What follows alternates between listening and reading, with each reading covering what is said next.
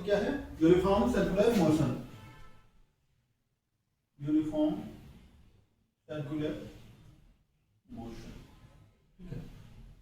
इसके पहले हम क्या क्या पढ़ चुके हैं? कितने टाइप की मोशन पढ़ चुके हैं? Motion in straight line. उसके बाद क्या पढ़े थे? मोशन इन प्लेन, ठीक। अब क्या पढ़ रहे हैं? Uniform circular motion. Motion in straight line क्या था? पहली बात तो मोशन क्या है? Motion of an object is change in position of that object with respect to time. किसी ऑब्जेक्ट का टाइम के साथ पोजीशन अगर चेंज हो रहा है तो कहा जाता है वो मोशन में है ऑब्जेक्ट, है ना। मोशन इन स्ट्रेट लाइन क्या था? या रेक्टिलिनियर मोशन। वो मोशन एक डायमेंशन में हो रहा था, एक एक्सिस पे हो रहा था, चाहे जिस एक्सिस पे मान लें, ठीक है। जैसे कार रोड पे चल रहा है, अगर हम रोड को एक्स एक्सिस माने तो वो क्या है? ये कार का एग्जांपल क्या है? मोशन इन वन डायमेंशन या रेक्टिलिनियर मोशन। जैसे हम किसी पत्थर को या किसी चीज को, बॉल को ऊपर फेंक रहे हैं, सीधे ऊपर फेंक रहे हैं, है ना, मतलब परपेंडिकुलर ही फेंक रहे हैं, जबकि ऐसा होता नहीं है, ठीक। परपेंडिकुलर ही फेंक रहे हैं तो उसको क्या माना गया? मोशन वाई डायरेक्शन में हो रही है, मतलब ये भी एक रेक्टिलिनियर मोशन का एग्जांपल है, ठीक है। अच्छा, इस मोशन में क्या था? एक्सेलरेशन कांस्टेंट था, है ना। अच्छा, अब अगले टाइप की मोशन क्या थी? Motion in plane. ये मोशन कहाँ पे हो रही थी? दो एक्सिस को मिला के एक प्लेन बनता है, X Y plane, Y Z plane, X Z plane, तीन प्लेन है ना। तो एक प्लेन में हो रही थी। प्लेन में होने का क्या मतलब है? कि उसके एक्स एंड वाई दोनों कंपोनेंट चेंज हो रहे हैं, है ना, ठीक है। अब तीसरे टाइप की मोशन, अच्छा, मोशन इन प्लेन का बेस्ट एग्जांपल क्या था? प्रोजेक्टाइल मोशन, ठीक है ना, या मिसाइल लॉन्चिंग है, उसके बाद टैंक से गोला फेंकना, ठीक है, ये भी था। अब यूनिफॉर्म सर्कुलर मोशन अभी बता दिया क्या होता है? सर्कुलर मतलब मोशन किस पे हो रही है? सर्कुलर ट्रैक पे। जैसे वो एक्स एक्सिस के अलावा हो रही थी, एक एक्सिस के अलावा हो रही थी, ये एक्स वाई प्लेन में मोशन हो रही थी। ये मोशन क्या है? एक सर्कुलर ट्रैक पे, ठीक है ना, सर्कुलर ट्रैक पे हो रही है। यूनिफॉर्म का मतलब ड्यूरिंग द मोशन, है ना, ये माना गया है कि ऑब्जेक्ट की क्या है? स्पीड यूनिफॉर्म है। स्पीड क्या है? यूनिफॉर्म है ना, यूनिफॉर्म, ठीक है। स्पीड यूनिफॉर्म है तो एक्सेलरेशन कांस्टेंट होगा, कोई दिक्कत नहीं, है ना। अच्छा, अब देखो क्या है? कोई ऑब्जेक्ट है ना, किसी सर्कुलर मोशन पे कांस्टेंट वेलोसिटी, अगर सर्कुलर ट्रैक का रेडियस r है और इसकी स्पीड कांस्टेंट v है, ठीक है। ये मोशन क्या कहलाती है? यूनिफॉर्म सर्कुलर मोशन, ठीक है। इसकी डेफिनेशन क्या है यूनिफॉर्म सर्कुलर मोशन की? When an object follows circular path, ठीक है, when an object follows circular path with constant speed, the motion of the object is called uniform circular, ठीक है। डेफिनेशन क्या कह रही है? जब कोई ऑब्जेक्ट किसी सर्कुलर पाथ पे कांस्टेंट स्पीड से मोशन कर रहा है, ठीक है, कांस्टेंट स्पीड से चल रहा है, तो उस ऑब्जेक्ट की मोशन को क्या कहेंगे? यूनिफॉर्म सर्कुलर मोशन कहेंगे, ठीक है। अब क्या है? हमने क्या माना है यूनिफॉर्म सर्कुलर मोशन में? क्या हमारा एजम्पशन है मोशन में? ऑब्जेक्ट क्या है? ऑब्जेक्ट की स्पीड क्या है? कांस्टेंट है ना, स्पीड v है, सर्कुलर ट्रैक की रेडियस, सर्कुलर ट्रैक की रेडियस क्या है? r है, ठीक है। ये हमने क्या है? अज्यूम किया है। इस सर्कुलर मोशन के हर एक पॉइंट पे वेलोसिटी वेक्टर क्या होगा? स्पीड क्या है? स्केलर क्वांटिटी है, वेलोसिटी क्या है? वेक्टर क्वांटिटी है ना, हर जगह वेलोसिटी वेक्टर, ठीक। इस पॉइंट पे, किसी भी पॉइंट पे वेलोसिटी वेक्टर ये होगा, है ना। यहाँ पे वेलोसिटी वेक्टर ये होगा, यहाँ पे वेलोसिटी वेक्टर ये होगा, है ना। मतलब सर्कुलर मोशन में वेलोसिटी वेक्टर क्या है, उसके पॉइंट पे, है ना, पाथ के टेंजेंट के अलाउंग मिलता है, ठीक है। तो वेलोसिटी वेक्टर जो है, ठीक है, स्पीड कांस्टेंट है, वेलोसिटी कांस्टेंट नहीं रहेगी, वेलोसिटी की डायरेक्शन हमेशा चेंज हो रही है ना। वेलोसिटी की डायरेक्शन यहाँ पे ये है, जे के अलाउंग है, यहाँ पे चेंज हो रही है, यहाँ पे हर जगह चेंज हो रही है ना। स्पीड यूनिफॉर्म है, कांस्टेंट है, लेकिन वेलोसिटी का मैग्नीट्यूड कांस्टेंट है, डायरेक्शन डिफरेंट है, इसलिए वेलोसिटी क्या है, ठीक है, कांस्टेंट नहीं है, ठीक है ना। अच्छा, स्पीड क्या है, स्पीड क्या होती है, कांस्टेंट, है ना। लेकिन वेलोसिटी क्या होता है, वेलोसिटी, है ना, वेलोसिटी चेंज होता है ना, ड्यू टू डायरेक्शन, ठीक है ना। वेलोसिटी की क्या होती है, हर पॉइंट पे डायरेक्शन चेंज होती रहती है, इसलिए वेलोसिटी कांस्टेंट नहीं होती है, ठीक है। अब किसी पॉइंट पे वेलोसिटी वेक्टर कैसे पता करेंगे, जैसे पॉइंट P है, ये Q है, ये R है, ऐसे, है ना। किसी पॉइंट पर सर्कुलर मोशन में किसी पॉइंट पर वेलोसिटी वेक्टर जानने के लिए, है, क्या है, जस्ट ड्रॉ टेंजेंट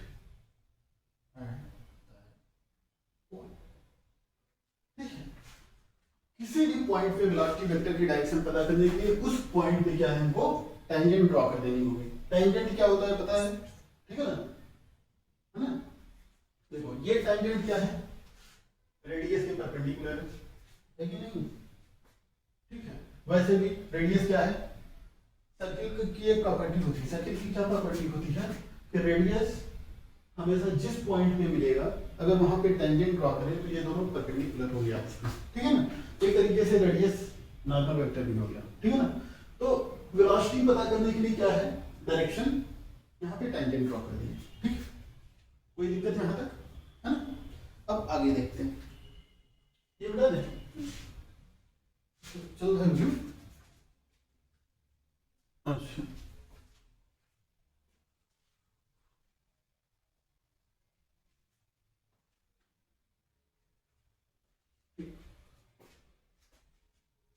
ये देखो,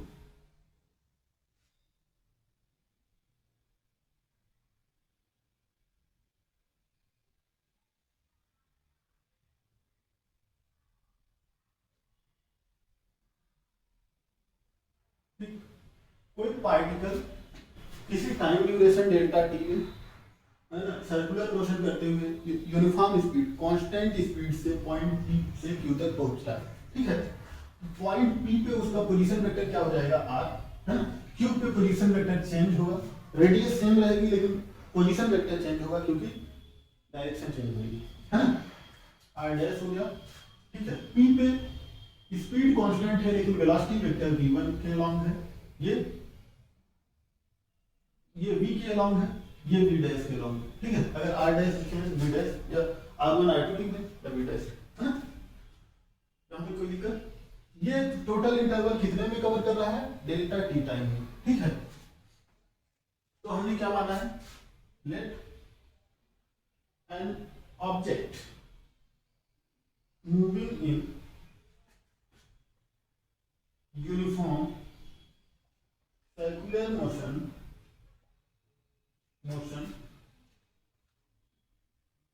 changes its position from P to Q in delta t time interval, ठीक है। कोई ऑब्जेक्ट यूनिफॉर्म सर्कुलर मोशन करते हुए P पॉइंट से Q पॉइंट तक डेल्टा टी टाइम में पहुंच रहा है, ठीक है। अब क्या है,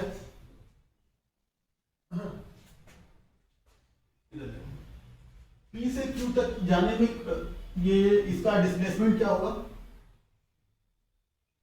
ये हो जाएगा डिस्प्लेसमेंट, ये होगा P से Q तक पहुंचने में, होगा ना, जा तो इधर रहा है लेकिन ये पाथ लेंथ है, displacement is equal to final point minus initial point, है ना,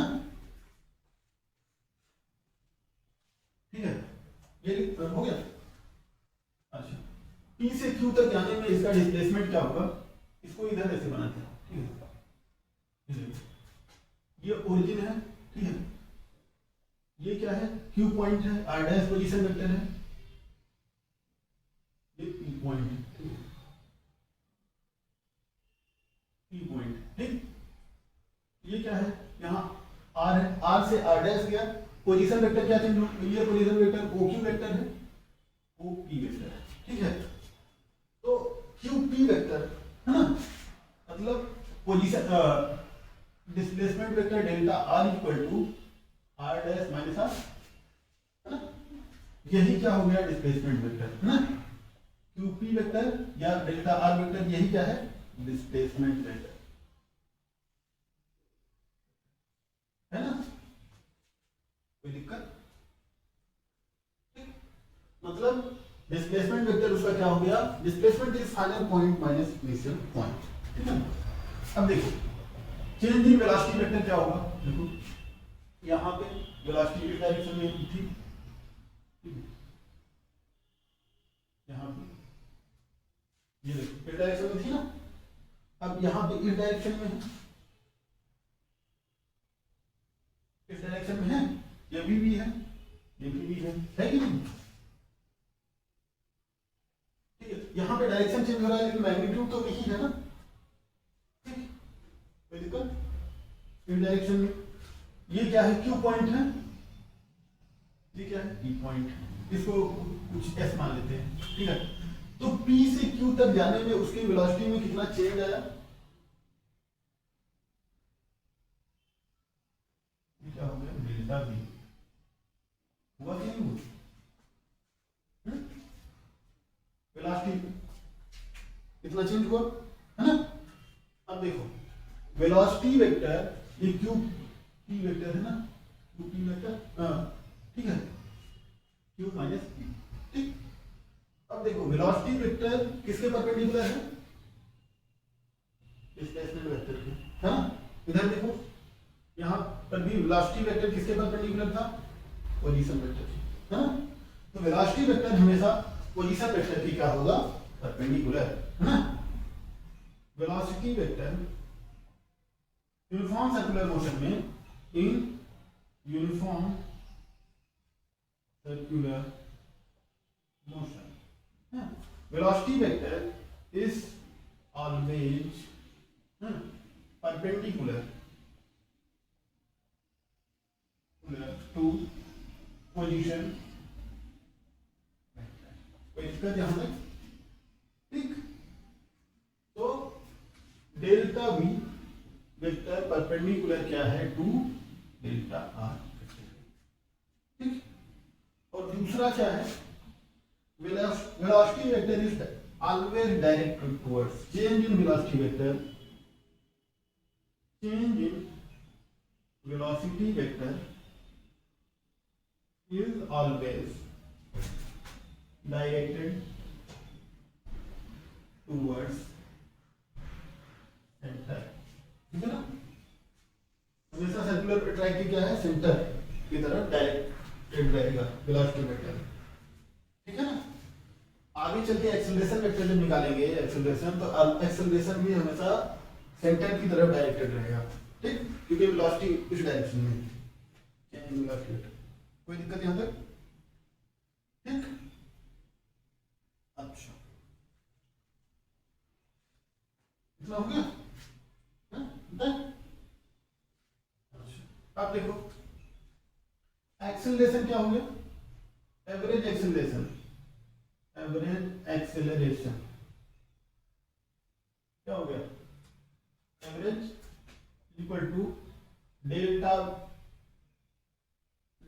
V बाय डेल्टा T, ठीक है, क्या है, पार्टिकल P से Q तक कितने टाइम में जा रहा था, डेल्टा T, हाँ, P से Q तक वेलोसिटी में चेंज कितना है, डेल्टा V, इसकी डायरेक्शन क्या होगी, डायरेक्शन क्या होगी इसकी, डायरेक्शन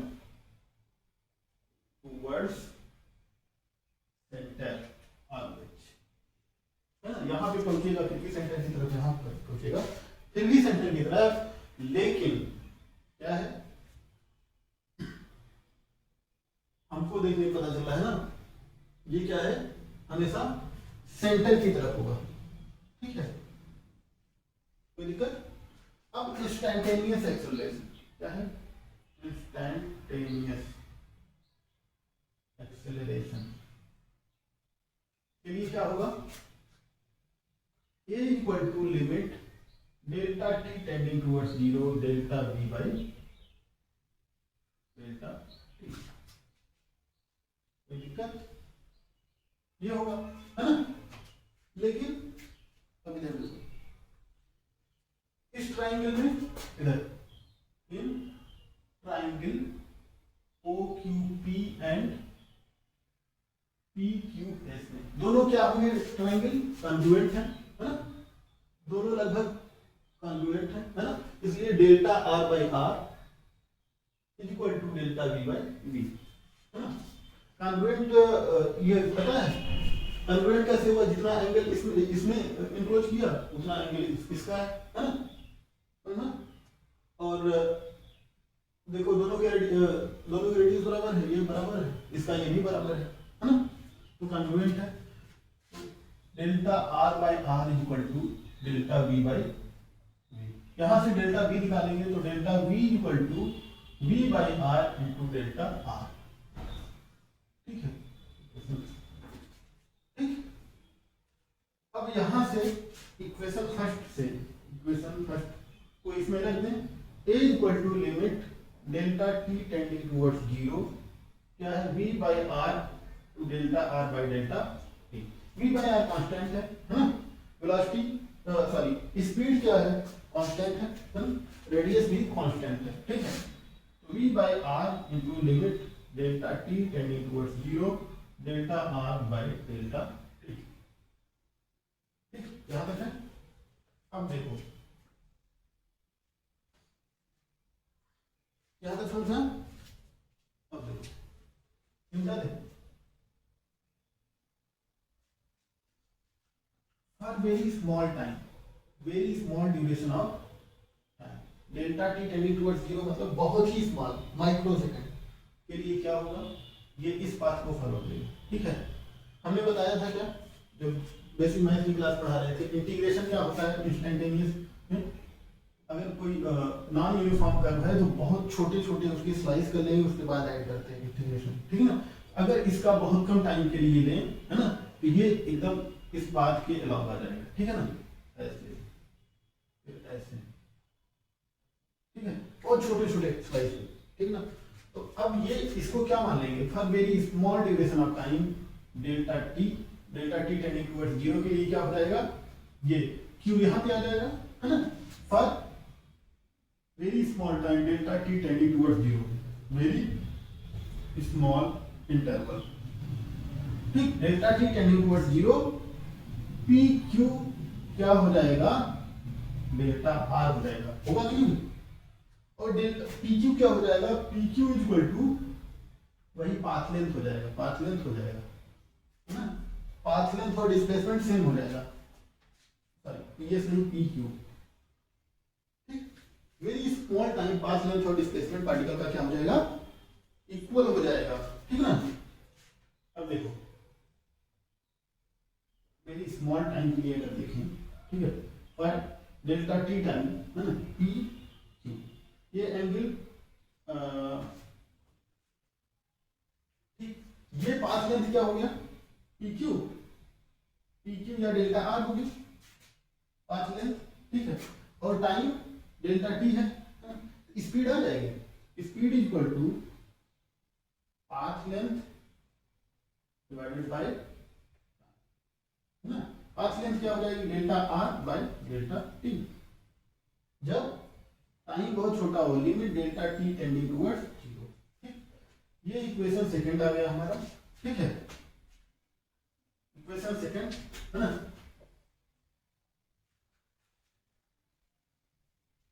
फ्रॉम इक्वेशन सेकंड से क्या है, अभी तक एक हमको क्या मिला था, instantaneous acceleration v by r limit delta t tending towards 0 क्या था, डेल्टा आर बाई डेल्टा, ठीक ना, delta R by delta T limit T tending toward 0, delta R by delta T की जगह पे क्या लिख देंगे, स्पीड लिख देंगे। स्पीड मतलब v by R into V, है ना। तो ए क्या हो जाएगा, v स्क्वायर बाई आर, ये हमारा आ गया, ठीक है। एक्सेलरेशन हम पता करना चाह रहे थे, एक्सेलरेशन को, ठीक है ना, ठीक। यूनिफॉर्म सर्कुलर मोशन में पार्टिकल का एक्सेलरेशन हम पता करना चाह रहे थे, एक्सेलरेशन मिल गया। एक्सेलरेशन की डायरेक्शन क्या होगी, डायरेक्शन टुवर्ड्स होगी, कोई दिक्कत नहीं ना। लेकिन ये इसके फ्रेम ऑफ रेफरेंस में, ठीक है, मतलब ये पार्टिकल देख रहा है, पार्टिकल को क्या लग रहा है कि उसका एक्सेलरेशन इस तरफ लग रहा है, सेंटर की तरफ, है। लेकिन जब अर्थ के फ्रेम ऑफ रेफरेंस से देखा जाएगा, इसका एक्सेलरेशन कुछ अलग दिखेगा, इसका एक्सेलरेशन बाहर की तरफ दिखेगा, ठीक है, क्योंकि अर्थ की स्पीड 0 है, particle circular motion, circular track की स्पीड ये है ना, सर्कुलर ट्रैक पे स्पीड ये है, ठीक है। तो अर्थ के रिस्पेक्ट में जब देखा जाएगा तो ये बाहर की तरफ रहेगा, है, उसको आगे चल के स्यूडो फोर्स पढ़ेंगे, ठीक। ये टुवर्ड्स क्या है, सेंटर है, इसी को क्या कहते हैं, सेंट्रीपेटल एक्सेलरेशन, सेंट्रीपेटल एक्सेलरेशन, ठीक। Centripetal acceleration AC equal to V square by capital R, अगर कैपिटल R की रेडियस है ना। सेंट्रीपेटल ग्रीक वर्ड है, इसका मतलब होता है सेंटर सीकिंग, सेंटर सीकिंग मतलब इसकी डायरेक्शन हमेशा सेंटर की तरफ रहती है, ठीक है ना। सेंटर सीकिंग मतलब डायरेक्शन हमेशा सेंटर की तरफ, एक्सेलरेशन किसके अलोंग डायरेक्टेड रहेगा, हमेशा सेंटर की तरफ, ठीक है ना। अब देखो सेंट्रीपेटल एक्सेलरेशन हमेशा ये, ठीक है, सेंट्रीपेटल एक्सेलरेशन पता चल गया। अब कोई पार्टिकल अगर मास m का है तो उसका सेंट्रीपेटल फोर्स पता चल जाएगा, फोर्स क्या होगा, mass into acceleration mv square by r, ठीक है ना, बता दें।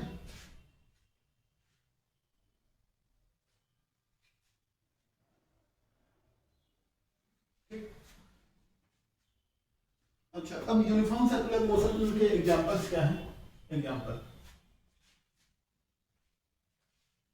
क्या है यूनिफॉर्म सर्कुलर मोशन के, सोलर सिस्टम, हमारा सोलर सिस्टम जो है, ठीक, सन की फर्स्ट ऑर्बिट के चारों तरफ, फर्स्ट ऑर्बिट में कौन सा है, सबसे नियरेस्ट मरकरी, सेकंड ऑर्बिट कौन सा है, वीनस, थर्ड ऑर्बिट में कौन है, अर्थ, फोर्थ ऑर्बिट में कौन सा है, मार्स, है ना, फिफ्थ ऑर्बिट में कौन सा है, जुपिटर, सिक्स्थ ऑर्बिट में कौन सा है, सैटर्न, शनि, है ना।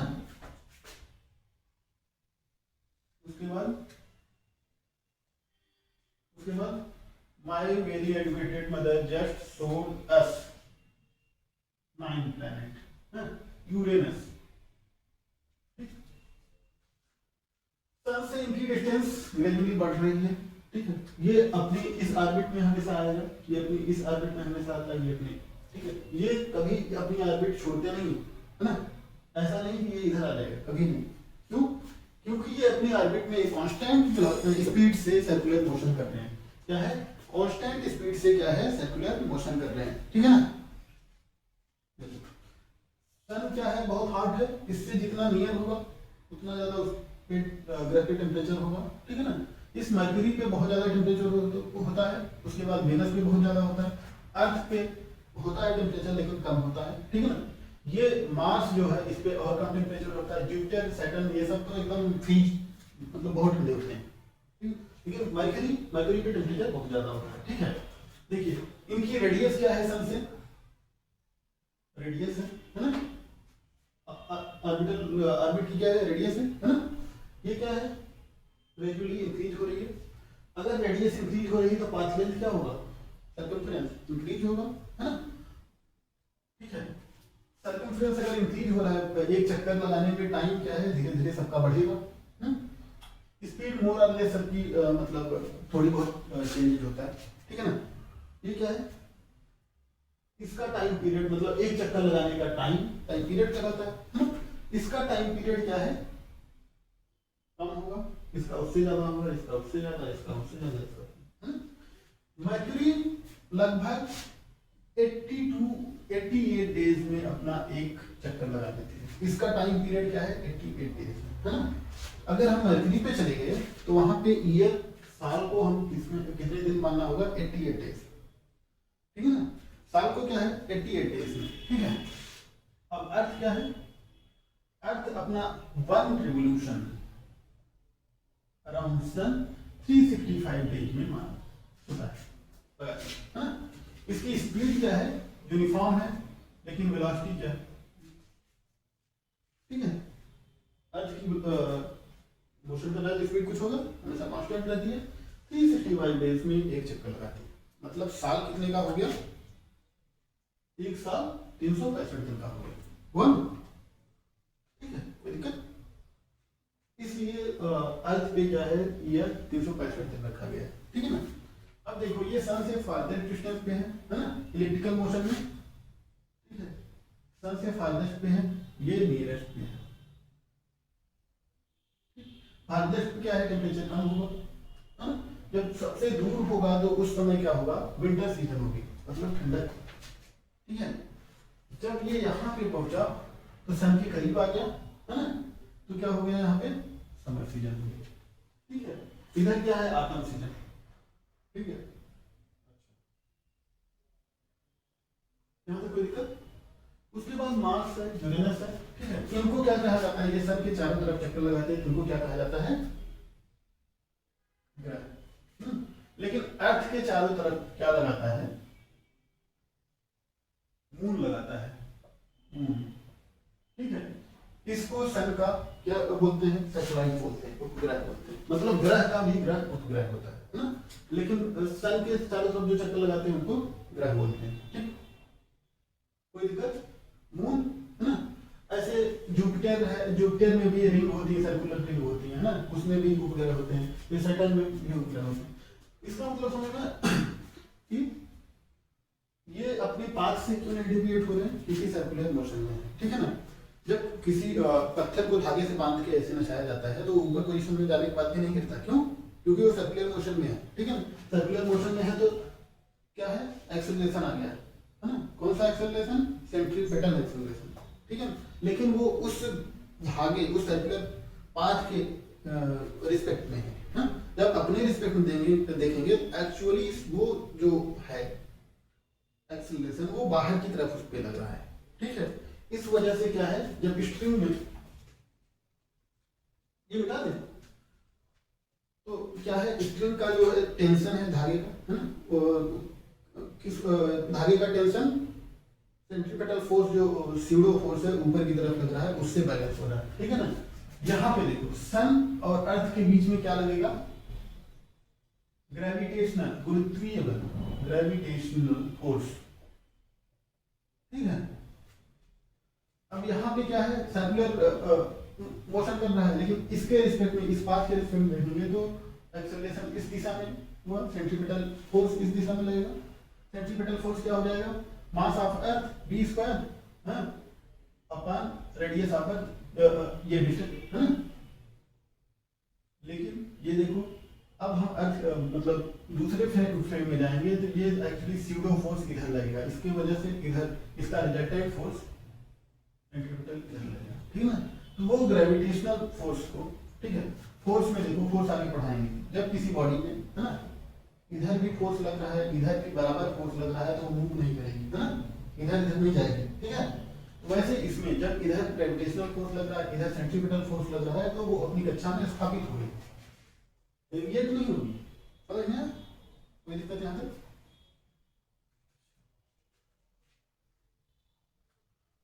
अब इसका दूसरा एग्जांपल क्या है,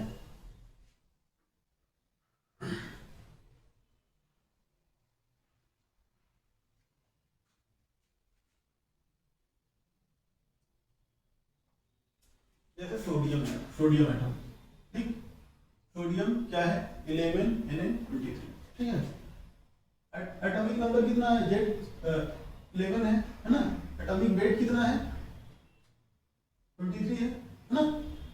फिर नंबर ऑफ इलेक्ट्रॉन कितने हैं 11 equal to number of proton, number of neutron कितने हैं 23 माइनस 11 1 है ना। अब एटॉमिक नंबर 11 है तो इलेक्ट्रॉनिक कॉन्फ़िगरेशन KLM में कितना होगा 281, ठीक। इसका मतलब रदरफोर्ड के हिसाब से ये न्यूक्लियस है जिसमें प्रोटॉन और न्यूट्रॉन है ना। प्रोटॉन की वजह से इसका पॉजिटिव चार्ज है न्यूक्लियस का। इसकी पहली ऑर्बिट में 2 इलेक्ट्रॉन, दूसरी ऑर्बिट में 8 इलेक्ट्रॉन है ना। दूसरी ऑर्बिट में 8 इलेक्ट्रॉन, लास्ट ऑर्बिट जो है तीसरी ऑर्बिट में 1 इलेक्ट्रॉन है ना। ये क्या है पॉजिटिव न्यूक्लियस है, ठीक।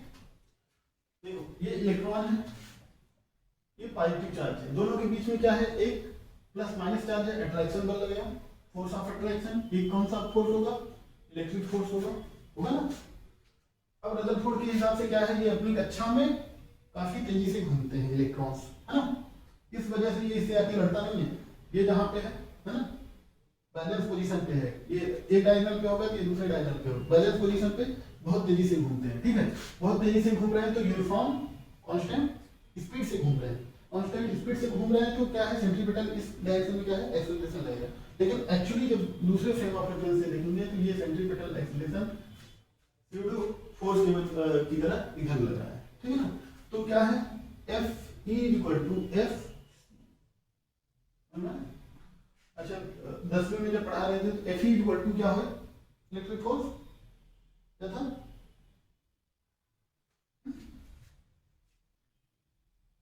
Electric force Q1 Q2 by R square, अगर यहां से यहां तक की डिस्टेंस R है ना। और ये इक्वल टू ये क्या हो गया मास ऑफ इलेक्ट्रॉन है ना, mass of electron into speed, constant speed ये है ना, ये mv स्क्वायर बाय ये रेडियस ऑफ ऑर्बिट ना, और ये रेडियस है ना और ठीक। तो दोनों इक्वल करेंगे तो कोई भी चीज निकाल सकते हैं, स्पीड निकाल सकते हैं, ठीक हो गया। क्या है angular speed of an particle, ठीक है। ओमेगा क्या है ठीक। स्पीड क्या होता है path length divided by time है ना। जब कोई पार्टिकल सर्कुलर मोशन कर रहा है ना, P से Q तक है, ठीक है। R रेडियस है, डेल्टा थीटा एंगल में ट्रैवल्स किया फ्रॉम P टू Q तक है। A particle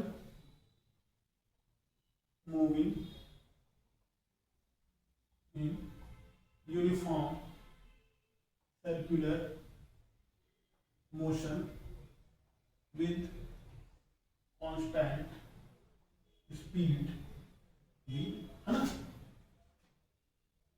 changes its position from P to Q in delta t time and traverses an angle delta theta, ठीक है ना। जब P से Q तक जा रहा है डेल्टा टी टाइम में तो इसके बीच का एंगल कितना चेंज हो रहा है, एंगल चेंज कितना हो रहा है डेल्टा थीटा है ना। तो एंगुलर स्पीड क्या होती है, angular speed of the particle is, angular speed की डेफिनेशन ये है speed of the particle is rate of change of angle, ठीक, rate of change of angle, ठीक है। तो एंगुलर स्पीड क्या हो गया omega equal to delta theta by D theta, delta theta by delta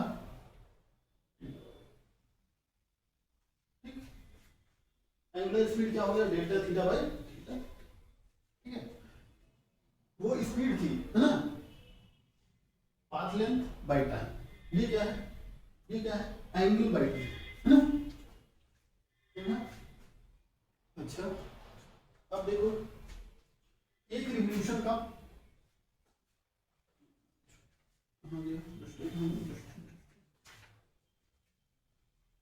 ये इतना हो गया। अब देखो एक रिवोल्यूशन है हर एक पूरे चक्कर के लिए, है ना।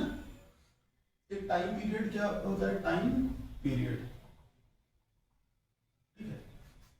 टाइम पीरियड क्या होता है, जब कोई पार्टिकल कितने टाइम में एक पूरा चक्कर लगा दे रहा है। It is time in which a particle completes one revolution, ठीक है ना, एक चक्कर पूरा लगाने का टाइम, ठीक है। इसको टी से डिनोट करते हैं, ठीक है ना। हम वॉच लेके खड़े होंगे, यहां से चलेगा, एक चक्कर पूरा लगाएगा, कितने टाइम में पहुंचेगा, ठीक है। इसकी यूनिट क्या होती है, टाइम है तो सेकंड होगी, सेकंड इसकी यूनिट है ना, यूनिट इसकी क्या है, ठीक है। अब एक फ्रीक्वेंसी होती है,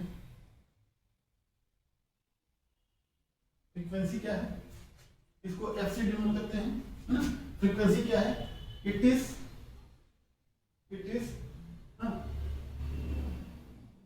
is number of revolution of the particle in 1 second of time। एक सेकंड के टाइम में कितना रिवोल्यूशन पार्टिकल करता है, ठीक है ना। तो फ्रीक्वेंसी इक्वल टू क्या है, 1 by time period. Time period क्या है, टाइम पीरियड क्या है, एक रिवोल्यूशन में कितना टाइम, है ना, टाइम बाई रिवोल्यूशन। ये क्या है, रिवोल्यूशन बाई टाइम, है ना। तो ये इसकी यूनिट क्या हो गई, रिवोल्यूशन अपॉन टाइम, सेकंड, है ना। इसी को हर्ट्ज बोलते हैं। फ्रीक्वेंसी की यूनिट क्या है, रिवोल्यूशन बाई टाइम पीरियड हर जगह नहीं बोलेंगे, हर जगह क्या बोलेंगे, हर्ट्ज। हर्ट्ज बोलेंगे तो हमको समझ में आ जाना चाहिए क्या, ये क्या है, रिवोल्यूशन बाई टाइम, है ना। अच्छा, अब देखो एक कंप्लीट चक्कर के लिए, फॉर वन कंप्लीट रिवोल्यूशन, एक कंप्लीट रिवोल्यूशन के लिए डेल्टा थीटा क्या हो जाएगा, डेल्टा थीटा इक्वल टू 2 पाई या 360 डिग्री। अब सही है, एक कंप्लीट रिवोल्यूशन में पार्टिकल कितना एंगल ट्रेवर्स करेगा, 360 डिग्री या 2 पाई रेडियन, है ना। अच्छा, डेल्टा टी क्या होगा, टाइम पीरियड होगा, है ना। तो अब ओमेगा क्या है, delta theta by delta T, sorry delta T, omega is equal to क्या हो गया, 2 पाई बाई डेल्टा टी क्या है, एक कंप्लीट रिवोल्यूशन का टाइम पीरियड, है ना। ठीक, इसी को कहते हैं 2 पाई एफ। 1 बाई टी को एफ कह सकते हैं ना, तो ठीक है। ये फॉर्मूले काफी इंपॉर्टेंट है, इनको तो हमेशा ही मतलब जबान पे होने चाहिए। ये तो जैसे v इक्वल, ठीक है, ये सब फॉर्मूले। अब आगे रिलेशन बिटवीन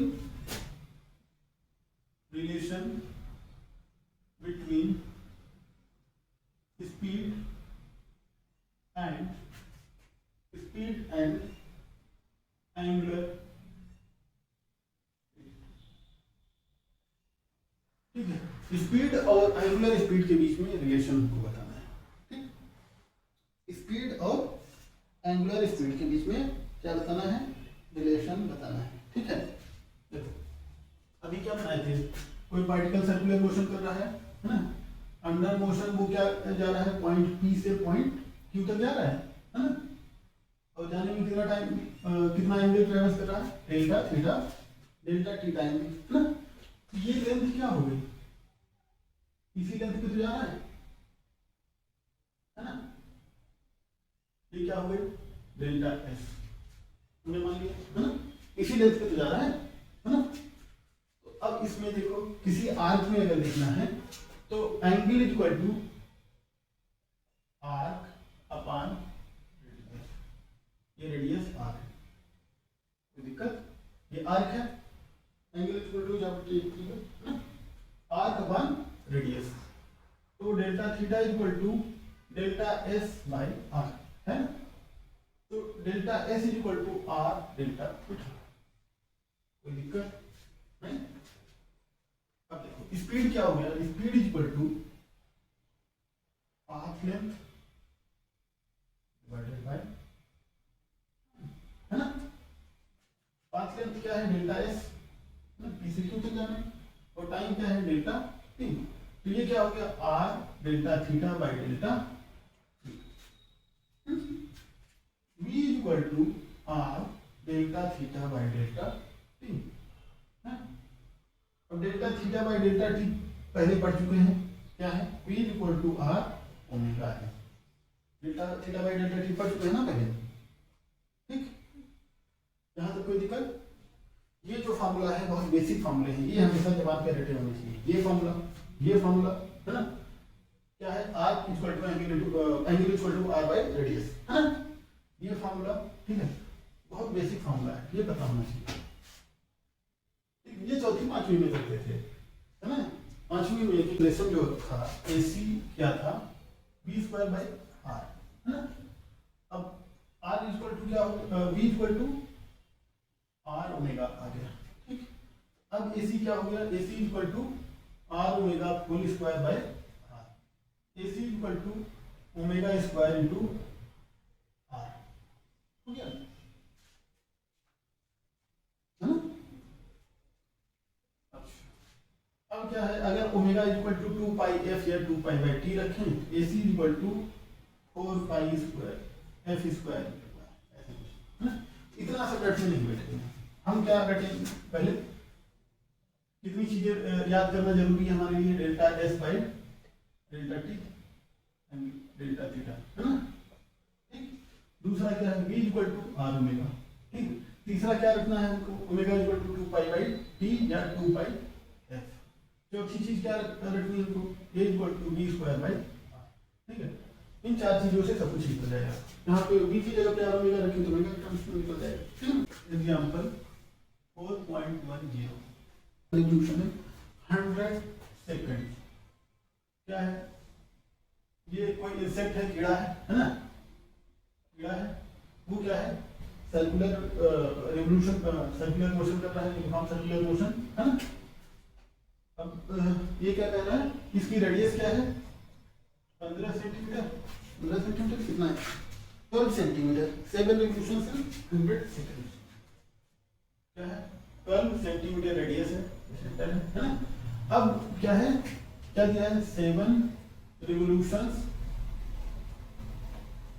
इन 100 सेकंड, पूछा क्या है इनमें, v equal to what, omega equal to what, v क्या पूछा है, v क्या पूछा है, is the acceleration vector constant vector, find the acceleration vector, acceleration what ना। देखो क्या है 7 रिवॉल्यूशंस इन 100 सेकंड्स, ठीक है। एक रिवॉल्यूशन का टाइम हम निकाल लें, ठीक है, नहीं तो एक सेकंड में कितना रिवॉल्यूशन कर रहा है वो देख लें अगर हम, तो क्या हो जाएगा, फ्रीक्वेंसी हो जाएगी ना, frequency equal to f equal to कितना है, number of revolutions by time 100 है ना, रिवॉल्यूशन पर सेकंड। अगर कंफ्यूजन हो तो ये देख लेना, रिवॉल्यूशन पर सेकंड, अगर सेकंड नीचे आए तभी फ्रीक्वेंसी मिलेगी, है ना। ये 7/100 हो गया, 7/100 ठीक है। अब ओमेगा क्या निकला, ओमेगा इक्वल टू, ओमेगा क्या निकला 2 पाई f है ना, 2 पाई 7/100 ना, तो कितना हो गया 2 × 3.14 × 7/100, ये कितना आ जाएगा, ये 6.28 इंटू 7, 7×56, 7×5=19 है ना, बाय 100। तो ये कितना होगा 4.44 रेडियन पर सेकंड। ये ओमेगा निकल गया। अब स्पीड क्या निकलाएगी, v equal to R omega. R कितना है, तो सेंटीमीटर, अगर हम मीटर में लें तो कितना होगा 0.12 है ना, इंटू ओमेगा कितना है 0.44, 48 0.0 मीटर पर सेकंड। ठीक है, ये क्या है 0.053 मीटर पर सेकंड। अब एक्सेलरेशन क्या हो जाएगा, ओमेगा स्क्वायर आर या v स्क्वायर बाई आर है ना, किसी से भी निकाल लें। तो ओमेगा स्क्वायर आर करते हैं 0.44 होल स्क्वायर इंटू 0.12। ठीक है, कितना हो गया, इसको करेंगे कैलकुलेट करेंगे तो कितना आ जाएगा,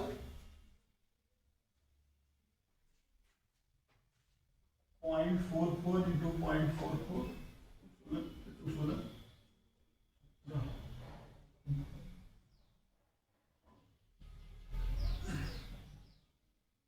0.19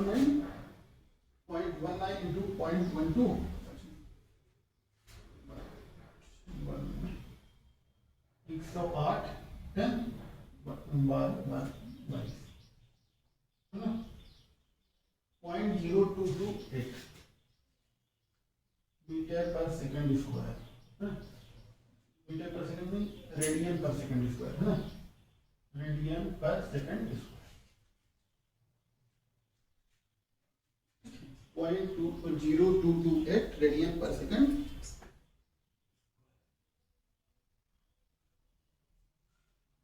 ठीक है, देखो इस एक्सेलरेशन की डायरेक्शन हमेशा सेंटर की तरफ होगी, क्या है, लेकिन एक्स वाई प्लेन में अगर देखें एक्सेलरेशन हमेशा कांस्टेंट रहेगा, लेकिन एक्स वाई प्लेन के रिस्पेक्ट में देखेंगे तो इसकी डायरेक्शन हमेशा चेंज हो रही है सेंटर तो। ठीक है, इसकी डायरेक्शन हमेशा क्या है, चेंज हो रही है। ठीक है, इसलिए एक्सेलरेशन कांस्टेंट नहीं है। तो ना फास्ट जा रही है, स्लो जा रही है ना, पेड़ कैसे पीछे जाते हुए दिखते थे, ये सब पढ़ा दिया ना। अब relative velocity in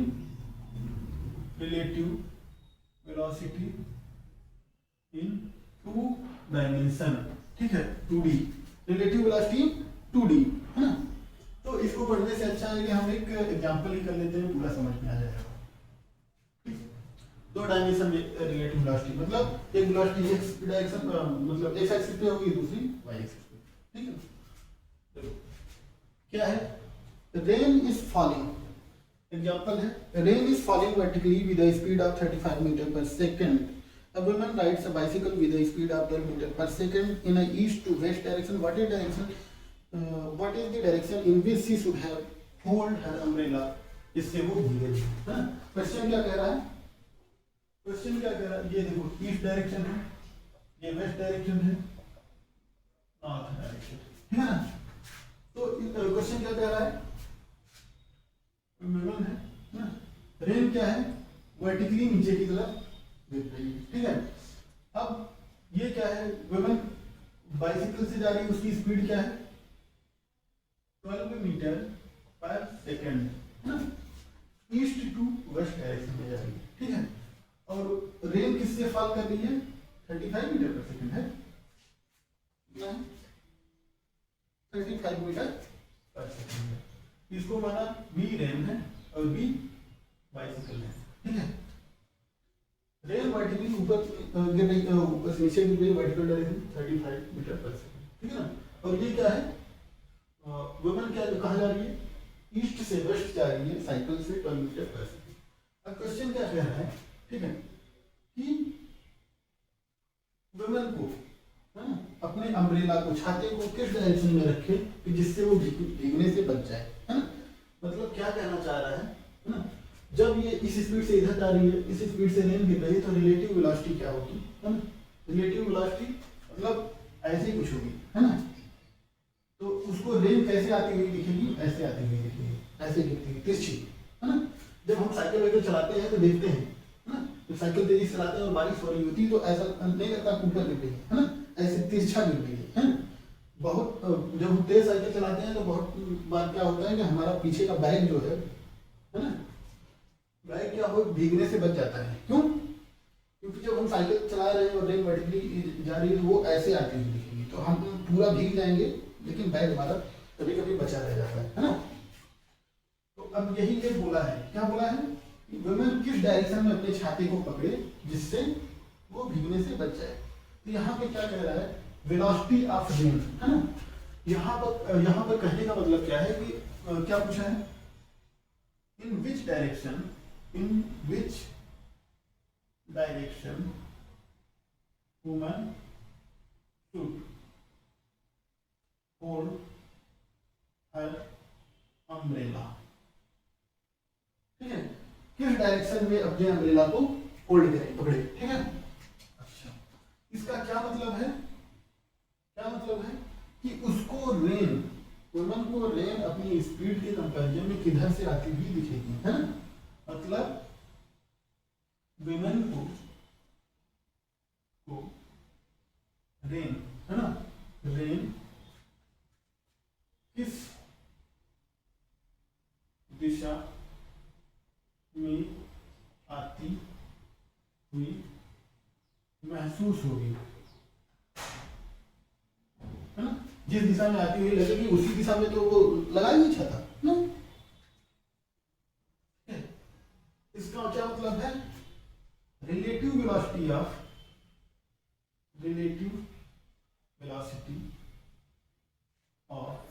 rain with respect to bicycle, है ना। मतलब वुमेन को उसके रिस्पेक्ट में रेन कैसे आती हुई दिखेगी, यही पूछ रहा है ना। तो रेन का कंपैरिजन किससे करा रही है, अपनी स्पीड से, है ना।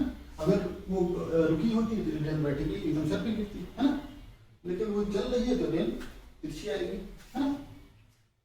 तो क्या है, रिलेटिव वेलोसिटी क्या है, v rain minus v bicycle. ठीक है, तो यहाँ पे देखो v रेन, है ना। अब दो वेक्टर को जोड़ने हैं, v रेन, इसका माइनस वेक्टर उल्टा हो जाएगा इधर, तो ये जुड़ेगा कहाँ से, यहाँ से तो नहीं जुड़ेगा, ठीक से जुड़ता है ना। इसका क्या मतलब हो गया, v rain plus minus v vector ऐसे ही जुड़ते हैं ना, ऐसे ही जुड़ते हैं ना, है ना। इसको डैश डैश डैश से करना है ना, डैश डैश। ये क्या है, माइनस बी, ठीक, क्या है 12 मीटर पर सेकेंड। अब इसका रिजल्टेंट क्या हो जाएगा, रिजल्टेंट ये हो जाएगा, है ना। मतलब v आरपी, v आरपी, ठीक है। इसी आरपी के डायरेक्शन में उसको छाता टिल्ट करना होगा, ठीक है ना। अब देखो ये एंगल क्या हो गया, थीटा, ये भी वर्टिकल से कितना एंगल हो जाएगा, थीटा हो जाएगा ना। अब tan theta equal to perpendicular divided by base, तो परपेंडिकुलर 12/35, हाँ 12/35, तो 12/35 मीन्स ये कितना हो गया, डिवाइड करेंगे पॉइंट पे कुछ आएगा, डिवाइड करो 0.343, हाँ। अगर एक गेस मारना हो तो कैसे मारेंगे, एग्जाम में कैलकुलेटर तो होता नहीं और इसकी वैल्यू हमको पता नहीं, कैसे गेस लगाएंगे, हाँ। 45 डिग्री पे कितना होता है टाइम, एक होता है 1, हाँ। 30 डिग्री पे कितना होता है, 30 डिग्री पे 1/√3, मतलब 0.877 समथिंग, 0.8 कुछ होगा, है ना। अच्छा देखो ये 0.34 है, इससे और कम जाएंगे, है ना, इससे और कम जाएंगे तो मतलब इससे छोटा ही होगा, है ना। 20 डिग्री कम करें, ये लगभग अगर कैलकुलेटर से निकालेंगे तो 19 डिग्री आता है।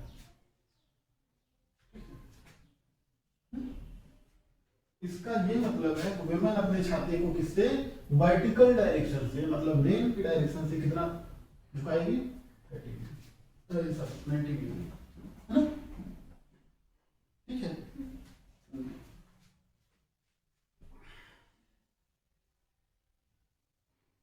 ठीक, इसका ये मतलब है woman should hold her umbrella at 19 degree from vertical, ठीक है ना, इन वेस्ट वेस्ट टू ईस्ट, ठीक है ना, इधर झुकाना होगा उसको, इधर ऐसे झुकाना होगा, ठीक है, अगर इधर जा रही है, जिस डायरेक्शन जा रही है उसी में झुकाना होगा, ठीक है, तो यहाँ हाँ ये खत्म हो गया, मोशन इन प्लेन खत्म हो गया। अब आगे जब हम पढ़ेंगे हो सकता है इसके कुछ क्वेश्चन होंगे तो उसको लगाएंगे, उसके बाद हम आगे पढ़ेंगे अगला चैप्टर, ठीक।